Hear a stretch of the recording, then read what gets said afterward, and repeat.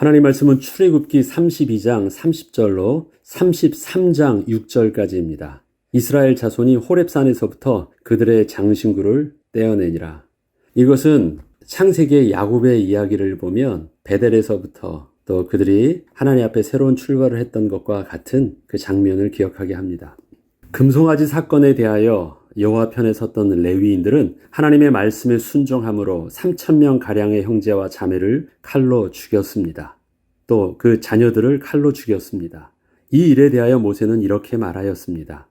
모세가 이르되 각 사람이 자기의 아들과 자기의 형제를 쳤으니 오늘 여호와께 헌신하게 되었느니라. 그가 오늘 너희에게 복을 내리시리라.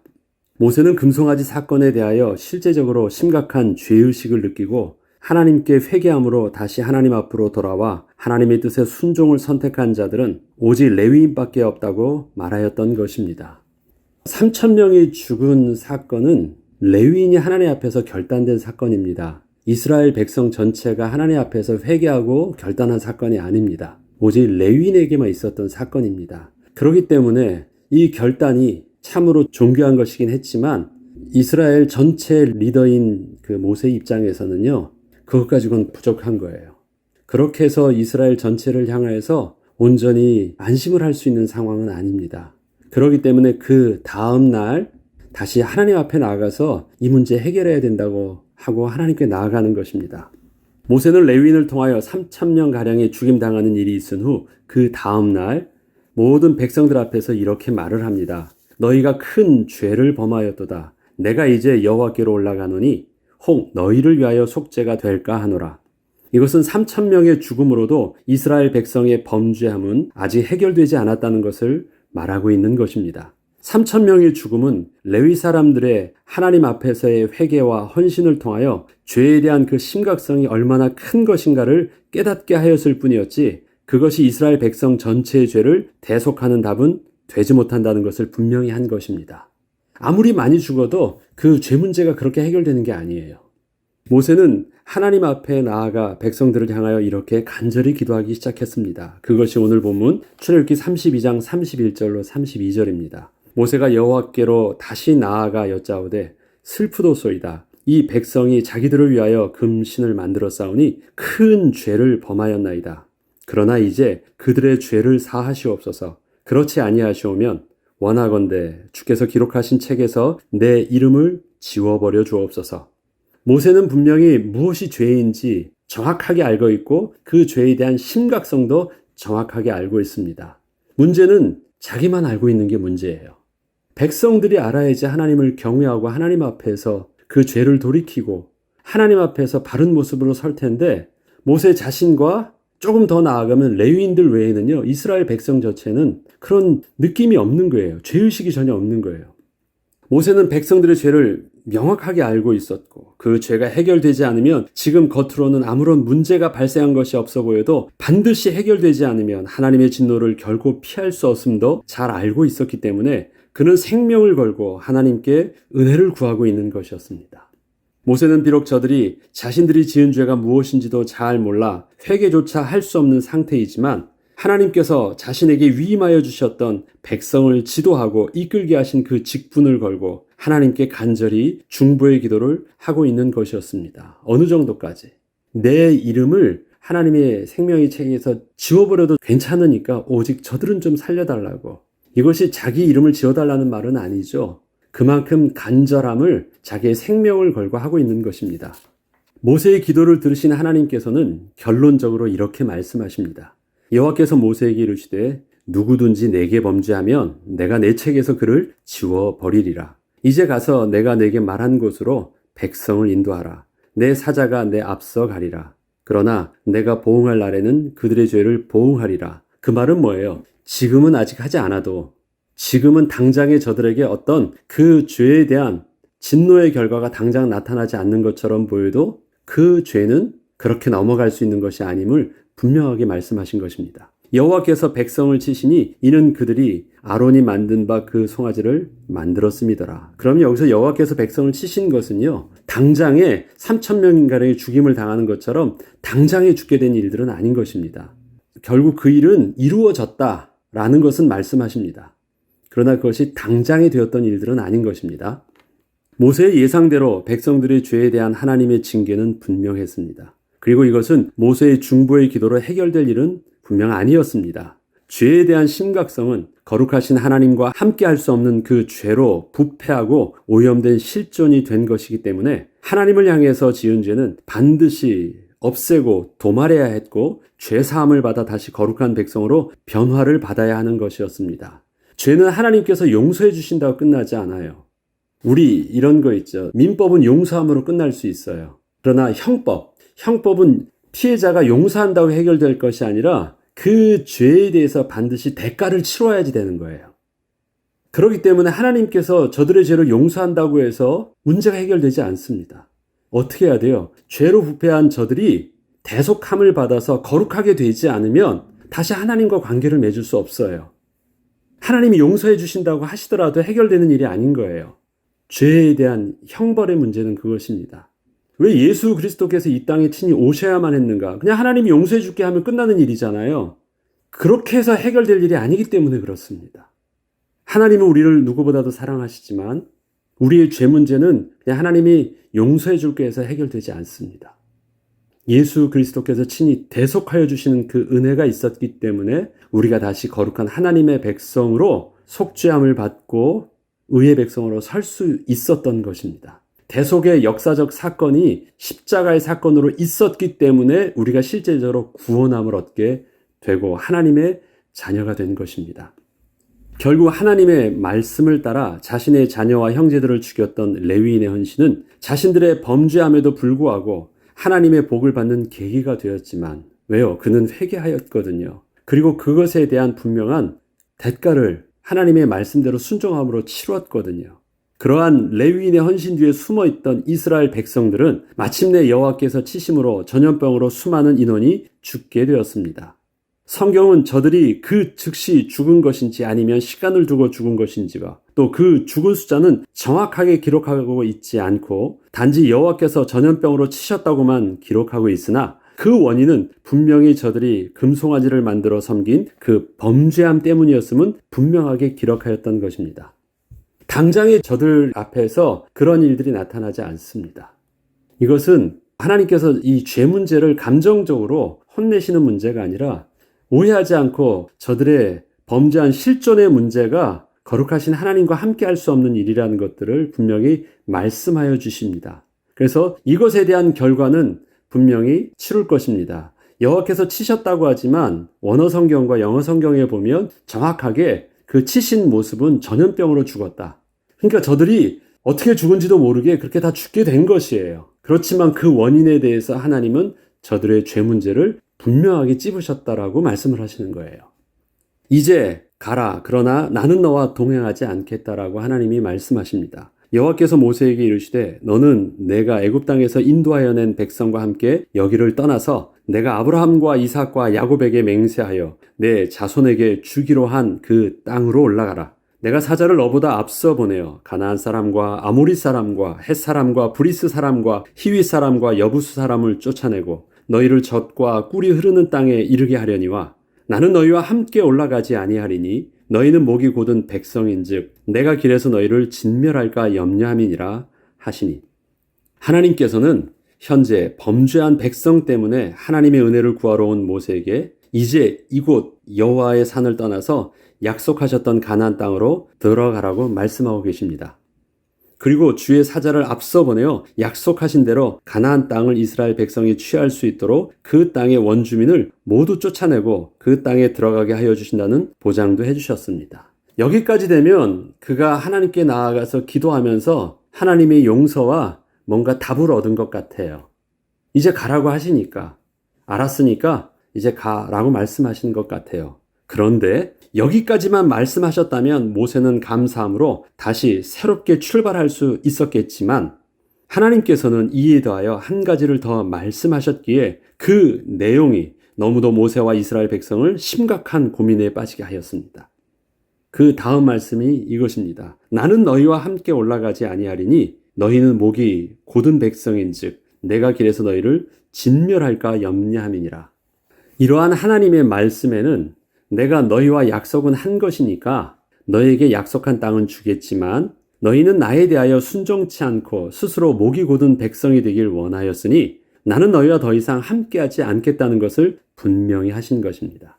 나는 더 이상 너희의 하나님이 아니고 너희는 나의 백성이 아니다라고 선포하신 것입니다. 당신의 신실하심 속에서 약속은 끝까지 이루어 주신다는 거예요. 왜? 이곳까지 당신이 끌어내셨으니까 책임은 져주시겠대요. 그래서 주의 사자를 보내서 약속하신 그 가나안 땅에 들어가서 살 수 있도록 해주시겠대요. 그런데 모든 가는 과정과 진행하는 길과 그 땅에선 너희와 함께 살지는 않겠대요. 왜? 너희는 목이 곧은 백성인즉, 다시 말해서 너희는 나를 왕으로, 너희는 나를 너희의 하나님으로 섬기고자 하는 마음이 없기 때문이에요. 그것을 하나님께서 딱 선을 긋고 분명히 말씀하셨습니다. 이때 백성이 이 준엄한 말씀을 듣고, 여기서는 준엄한 말씀이라고 표현하지만 영어 성경 표현은 뭔지 아니까 bad news입니다. 저주의 말씀, 그 다음에 심각한 부정의 말씀을 듣게 된 것입니다. 생각지도 못했던.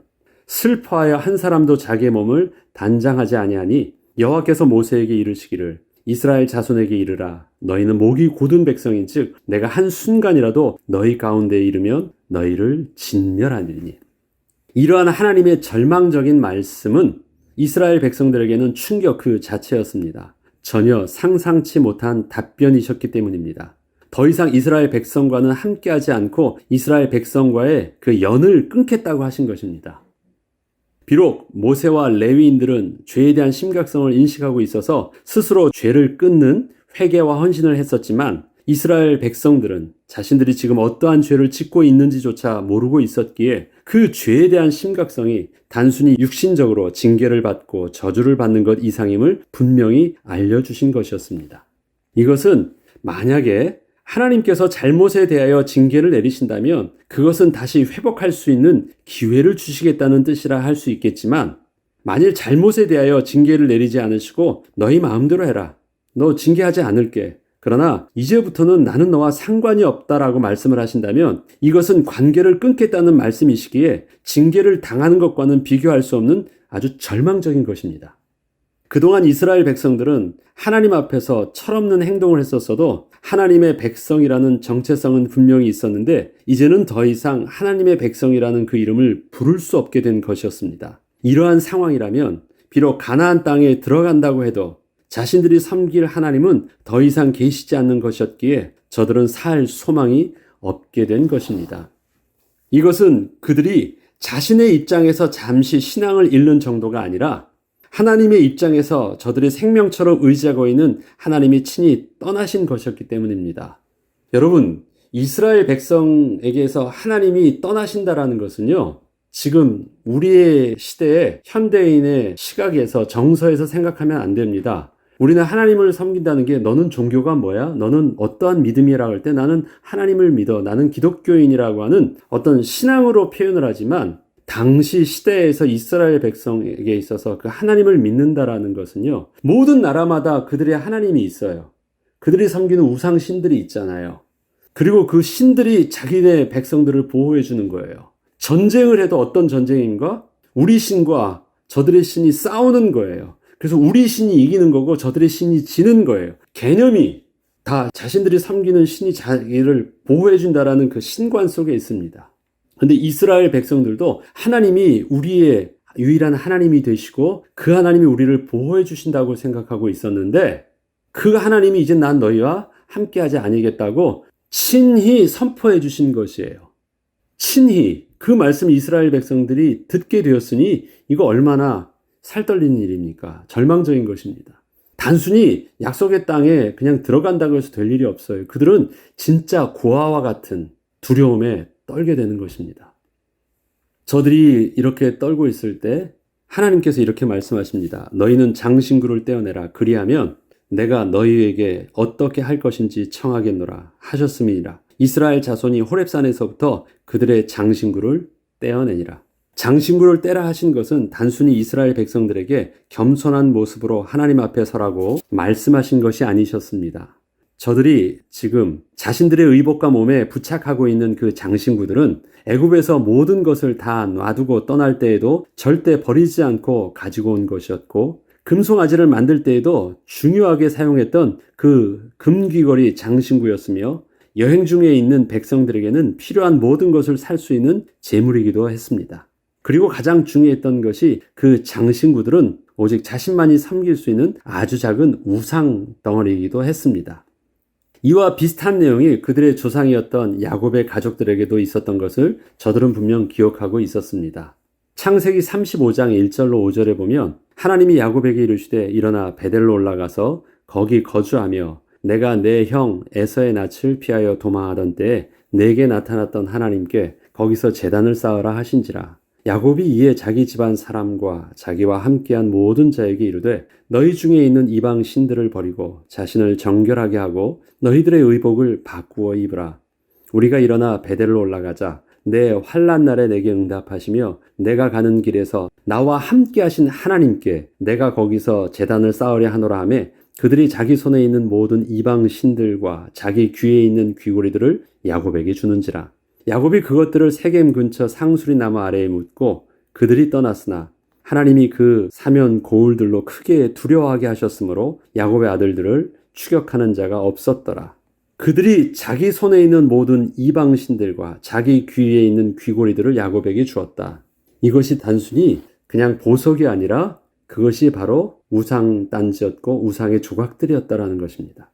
하나님께서는 이스라엘 백성들에게 몸에 있는 장신구를 떼어내라 하실 때 떼어내면 다시 함께하여 주시겠다고 하지 않으시고 떼어내는 것을 보시면서 그 다음에 어떻게 하실지를 결정하겠다고 하셨습니다. 떼어나는 것이 정말 진짜인지 가짜인지 떼어나는 행동보다도 그 속에 담겨져 있는 그 중심이 정말 하나님 앞에서 실질적인 자복하고 회개함인지 돌아서는 것인지 아니면 단순히 액션만 취하시는 것인지 하나님은 확인하신 후에 그 다음에 생각을 하시겠대요. 이처럼 이스라엘 백성 3,000명이 죽임을 당했어도 해결될 수 없었던 이스라엘 백성과 하나님과의 관계의 단절됨은 백성들이 하나님의 말씀에 순종하여 스스로 자기 속에 숨겨놓은 모든 불신앙의 조각들을 다 떼어놓고 겸손히 하나님 앞에 서게 되었을 때 다시 회복될 수 있었고 비로소 하나님의 백성의 모습으로 하나님과 동행하는 본격적인 출발을 하게 되었습니다. 이스라엘 백성들의 광야에서의 출발은 바로 이때부터 시작된 것입니다. 야곱에게 있어서 헤브론에 들어가는 출발은 바로 세겜 땅에서 떠날 때부터 베델로 올라갈 때부터 시작되었던 것과 똑같은 것입니다. 하나님의 거룩하심은 죄로 부패한 인간의 부정함과 함께 하실 수 없습니다. 목이 곧은 이스라엘 백성과 함께 하지 않겠다고 하시는 하나님의 진노하심은 단순히 하나님의 감정의 표현이 아니시고 하나님의 거룩하심에 대하여 절대 함께 할 수 없는 죄로 부패한 인간의 상태에서 오는 실존적인 문제이기 때문입니다. 거룩하신 하나님과 범죄한 인간이 함께 될 때 인간은 생존할 수 없어요. 하나님께서 이스라엘 백성들과 함께 하지 않는 것은 분명히 말씀하십니다. 함께하면 너희들이 진멸될까 염려하신대요. 함께 하실 수 없대요. 내가 거룩하니 너희도 거룩하라 말씀하시는 하나님의 준엄하신 말씀은 단순히 하나님의 감정적인 표현이 아니십니다. 그렇게 거룩한 백성으로 이스라엘 백성들이 회복되지 않으면 절대 하나님이 거하실 수 없기 때문에 그렇습니다. 우리에게 왜 예수 그리스도께서 이 땅에 오셔야 됐을까요? 왜 예수께서 그리스도의 직분을 감당하셔야 됐을까요? 우리가 거룩한 백성으로 다시 새 생명을 얻지 않으면 절대 하나님이 거하실 수 없기 때문에 이건 하나님의 문제가 아니라 우리의 문제이기 때문에 하나님께서는 우리와 함께 하시기 위하여 이 땅에 예수 그리스도를 보내셨습니다. 사람의 몸을 입고 오신 예수님은 범죄하여 하나님을 떠난 인간의 죄를 대속하심으로 우리를 다시 하나님이 함께 하실 수 있는 거룩한 백성으로 회복하여 주시기 위해서 오신 그리스도이셨습니다. 우리는 그 예수 그리스도를 통하여 하나님의 거룩한 백성으로 회복된 하나님의 자녀인 것입니다.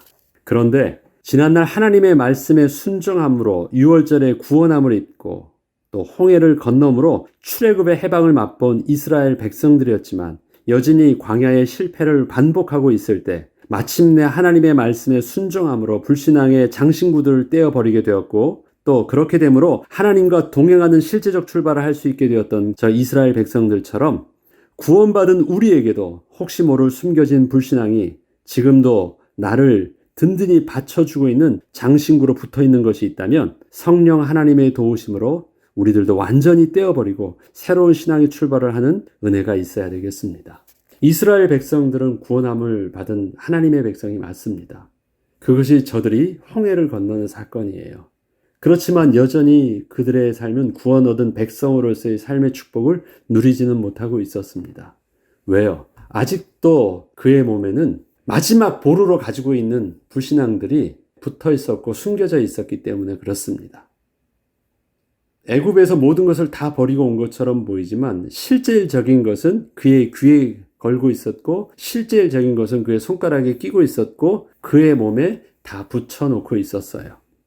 다 버리고 떠났다고 해요. 본토 친척 아비집을 떠난 것처럼 보이고 집도 버리고 뭐든 다 버리고 홀홀단신 그냥 몸만 나왔다고 해요. 그런데 그 몸 속에서는 숨겨져 있는 진짜 장신구들이 있었대요. 다 버리래요. 그리고 그것을 통해서 정말 하나님 앞에서 모든 것을 내려놓는지 보고 난 후에 하나님은 다시 그들과 동행하실지 함께 또 약속하신 하나님의 약속의 땅으로 가게 하실지 결정하겠대요. 그런데 이때 이스라엘 백성들은 다 버렸다는 것이에요. 그리고 그때서부터 비로소 하나님과 동행하는 시작을 하게 되었다라고 말합니다. 그리고 그 다음에 다시 하나님의 두 번째 언약의 돌판을 받게 되고 이제 시작을 진행을 하게 되는 것입니다. 하나님이 우리에게도 동일한 모습으로 주위를 보르지 말고 내 속을 보라고 말씀하세요.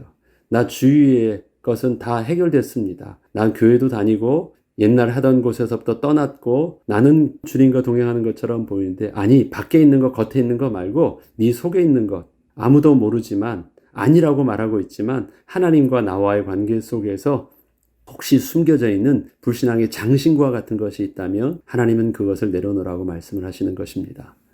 그렇지 않으면 되는 것처럼 보여도 지금은 별 문제가 없이 지나가는 것처럼 보여도 결국은 하나님은 그러한 나와는 함께 동행하실 수 없다고 말씀을 하세요. 이스라엘 백성들은 지금 당장에 3,000명이 죽임당하는 것 같은 죽임은 안 당했대요. 지금은 별 문제가 없이 지나가고 있는 것처럼 보인대요. 그런데 그거 아니래요. 반드시 그 죄에 대해서 우리는 하나님의 약속된 축복의 주인공으로는 그 축복을 누릴 수 없다고 분명히 말씀하십니다. 성령 하나님께서 오늘도 우리가 말씀을 듣고 또 묵상할 때 우리의 영에 거룩한 하나님의 빛을 비추셔서 우리의 죄가 드러나게 하시고 우리의 죄가 하나님 앞에서 정직하게 회개하게 하시고 비록 3,000명을 죽이는 것 같은 아픔과 죽임을 당하는 그런 고통처럼 보여도 그 죄와 싸우되 피 흘리기까지 싸우며 결단할 수 있고 완전히 제거할 수 있는 결단 속에서 하나님의 은혜와 하나님의 거룩한 백성으로 주님 앞에 다시 설 수 있는 저와 여러분 되길 주의 이름으로 축복합니다. 기도하겠습니다. 하나님께서는 이스라엘 백성들에게 분명한 죄에 대한 결단을 요구하셨습니다. 어떤 사람의 레위인의 결단이 이스라엘 백성 전체의 결단이 될 수 없고 회개가 될 수 없었던 것. 교회에서 우리의 모습이 숨겨져서 나는 하나님 앞에서 결단하지 않았지만 우리의 교회가 우리의 앞에 있는 공동체 안에서 나는 그렇게 숨겨져서 신앙생활 하려는 어리석은 자 되지 않게 하시고 1대1로 하나님 앞에 서서 결단한 모습으로 다시 회복하고 시작할 수 있는 은혜가 있게 하여 주옵소서. 감사드리며 우리 주 예수 그리스도 이름으로 기도합니다. 아멘. 하지 않게 하시고 1대1로 하나님 앞에 서서 결단한 모습으로 다시 회복하고 시작할 수 있는 은혜가 있게 하여 주옵소서. 감사드리며 우리 주 예수 그리스도 이름으로 기도합니다. 아멘.